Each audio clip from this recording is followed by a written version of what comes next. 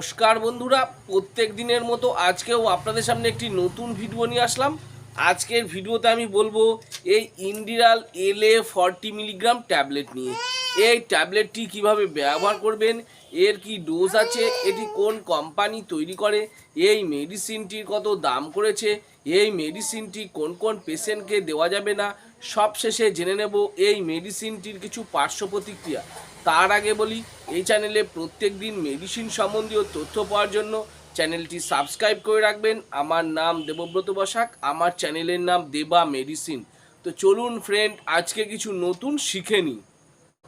তো ফ্রেন্ড, যে মেডিসিনটা বলছিলাম সেটি হচ্ছে ইন্ডিরাল LA40। এটি 15টি ট্যাবলেটের পাতা। এটি অ্যাবোট ফার্মাসিউটিক্যাল লিমিটেড কোম্পানি তৈরি করে থাকে।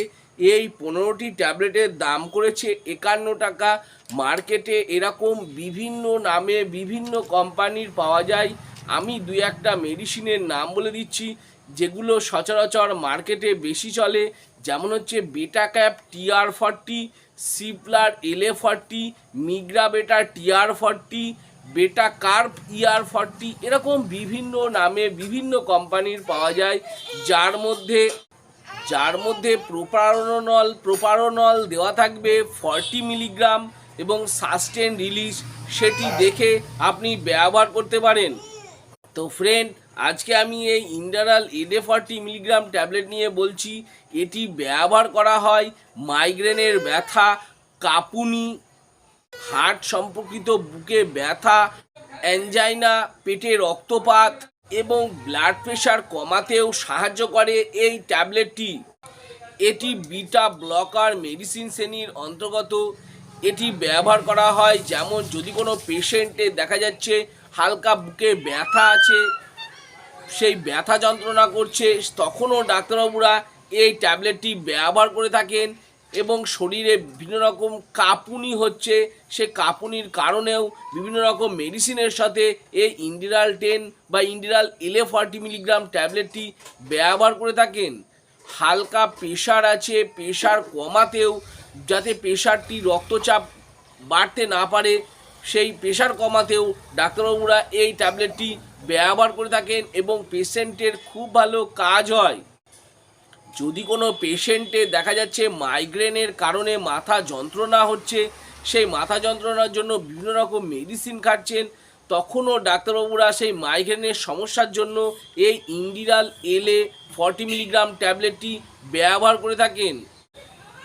এই ট্যাবলেটটি যেহেতু সাস্টেন রিলিজ ট্যাবলেট, সেই জন্য স্লো বা ধীরে ধীরে শরীরের মধ্যে ইনকারেজ হয় এবং এইভাবে শরীরের মধ্যে আস্তে আস্তে ট্যাবলেটটি চলে যায় এবং তখন পেশেন্টের খুব ভালো কাজ হয়। আমি যেসব ব্যবহারগুলো বললাম, হতে পারে সেগুলো ছাড়াও হয়তো ডাক্তারবাবুদের এক্সপেরিমেন্টস থেকে আরও অন্য কোনো ক্ষেত্রে ব্যবহার করে থাকেন। এবার জেনে নেব এই মেডিসিনটির ডোজ বা খাবার নিয়ম। এই ট্যাবলেটটি প্রত্যেক দিন একটি করে দিনে একবার খাবার জন্য ডাক্তারবাবুরা প্রেসক্রাইব করে থাকেন। সেটা পেশেন্টের কন্ডিশনের ওপর নির্ভর করে। ডাক্তারবাবু আপনাকে যতদিন ব্যবহার করার জন্য বলেছেন ততদিনই ব্যবহার করবেন, তার বেশি ব্যবহার করবেন না।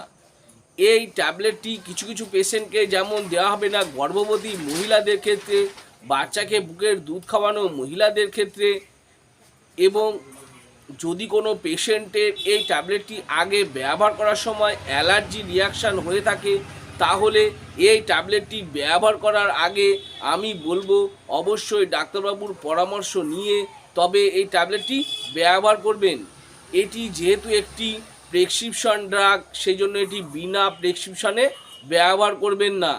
সব শেষে জেনে নেব এই মেডিসিনটির কিছু পার্শ্ব প্রতিক্রিয়া, যেমন মাথা ঘোরা হতে পারে, পেটে ব্যথা হতে পারে, বমি বমি ভাব হতে পারে, গায়ে র্যাশ বেরোনো বা অ্যালার্জি হতে পারে, মুখ শুকিয়ে যেতে পারে, কোষ্ঠকাঠিন্য হতে পারে, ওজন বেড়ে যেতে পারে ইত্যাদি হয়ে থাকে।